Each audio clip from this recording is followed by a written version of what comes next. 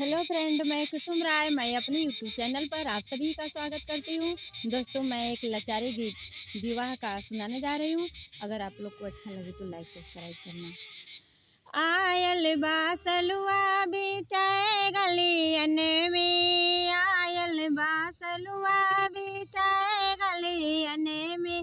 सास घरे नाही ससुरे घरे नाही, सास घरे नाही ससुरे घरे नाही।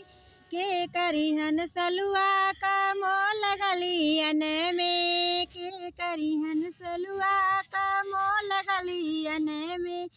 आयल बासलुआ बिचाए गलियन में, आयल बासलुआ बिचाए गलियन में। जेठ घरे नाही जेठान घरे नाही, जेठ घरे नाही जेठान घरे नाही। के करिहन सलुआ का मोल गलियन में, के करिहन सलुआ का मोल गलियन में।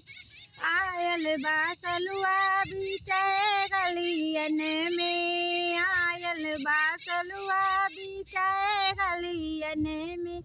देवर घरे नाही ननद घरे नाही, देवर घरे नाही देवरान घरे नाही।